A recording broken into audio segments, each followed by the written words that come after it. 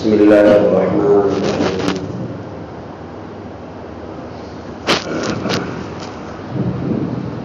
ونفس وما سواها فألهمها فجورها وتقواها قد أفلح من زكاها وقد خاب من دساها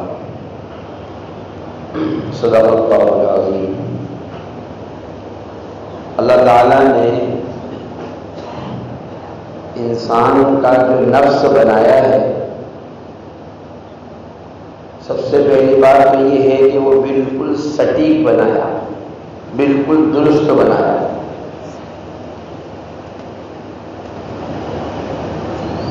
اور اللہ نے اس میں دونوں آپشن رکھے ہیں بندے کے اختیار کے ساتھ۔ قرآن کریم میں ارشاد فرمایا، قسم ہے نفس کی اور اس ذات کی جس نے اس نفس کو بالکل درست بنایا، پھر اس نفس میں اچھائی اور برائی دونوں باتوں کے اختیار کا الہام کیا۔ تمہارے سامنے دونوں باتیں ہیں کہ کس کو تمہیں اختیار کرنا ہے۔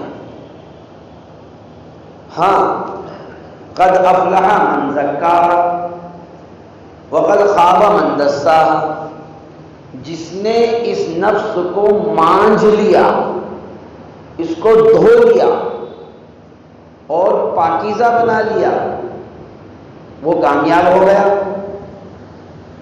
پاکیزہ کیسے بنایا؟ گناہوں سے دور بھگا کر، نیکیوں کی طرف رغبت کر کے، اور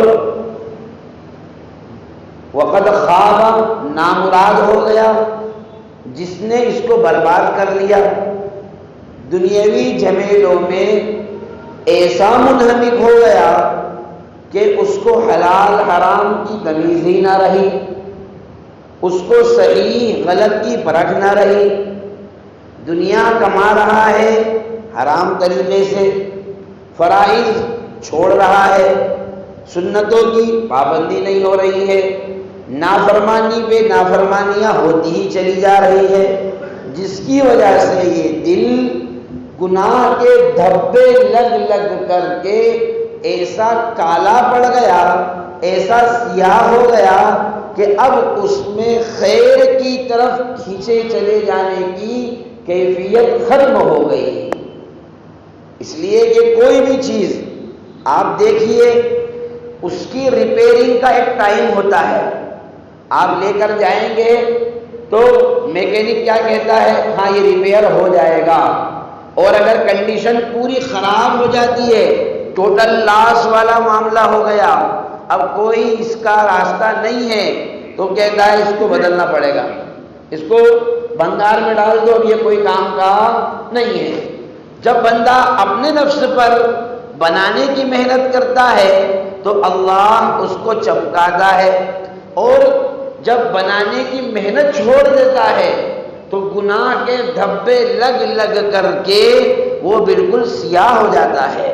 اس لیے میرے بھائیوں، جو بندے اپنے نفس کو اللہ کی طرف متوجہ کرتے ہیں تو ان کا نفس جب اللہ کی طرف متوجہ کرتے ہیں تو ان کا نفس کسی بھی گناہ پر راضی نہیں ہوتا، اور اگر غلطی ہو بھی جائے تو فوراً ان کو تنبیہ کرتا ہے اور واپس ان کو ریورس کرواتا ہے، اور ان کو صحیح طریقے پر لے کر چلاتا ہے، پھر اس کا نتیجہ بھی اللہ کی طرف سے بہتر مرتب ہوتا ہے۔ کتابوں میں ایک واقعہ لکھا ہے کہ ایک نوجوان کسی نہر کے کنارے جا رہا تھا، اس کو نہر میں ایک شاندار تازہ ترین خوبصورت سیب نظر آیا۔ اس نے بھوکا ہوگا اٹھا کر کھا لیا، اور کھا تو لیا، لیکن اس کے دل میں خیال آیا، جب نفس اللہ کی طرف متوجہ ہوتا ہے تو چھوٹی چھوٹی باتیں بھی نفس تنبیہ کرتا ہے۔ اس کے دل میں خیال آیا کہ یار یہ غلط کیا اپن نے، یار کس کا ہوگا، کہاں سے آیا ہوگا، تو وہ نہر کے کنارے پر گیا، دیکھو تو صحیح کہیں آس پاس باغ ہوگا، تھوڑی دور چل کر کے سیب کا ایک باغ نظر آیا، اور انہوں نے کہا ہو سکتا ہو یہ یہیں سے ٹوٹ کر گرا ہوگا، ایسے ہوتے ہیں باغات سیب کے، کشمیر میں آپ جاؤ اسے آپ کو باغات ملیں گے۔ تو اس نے مالک کو بلایا اور پوچھا کہ بھائی وہ سیب آپ کا ہوگا، میں نے غلطی سے کھا لیا، اللہ کے واسطے آپ مجھے معاف کر دیں۔ وہ مالک بھی کوئی بہت پہنچی ہوئی ہستی ہوگی، اس نے کہا، اس کے بھی دل میں خیال آیا کہ یار ایک سیب کے چکر میں بندہ یہاں آ گیا، جبکہ مجھے بتاؤ پھل فروٹ گر جاتے ہیں تو کوئی پرواہ کرتا ہے اس کی؟ اب کوئی اٹھا لے، آپ منڈی میں جاتے ہیں اور آپ نے کوئی چیز، دکان پر آپ جاؤ، آم والا، ارے صاحب کھاؤ، 2 کھاؤ 10 کھاؤ، کوئی پابندی نہیں ہوتی ہے کوئی بھی فروٹ میں۔ انہوں نے کہا یار ایک سیب کے چکر میں یہ وہاں سے یہاں آ گیا، تو وہ سمجھ گیا کہ یہ بھی معمولی آدمی نہیں ہے۔ انہوں نے کہا کہ معاف نہیں کروں گا، کیا کہا؟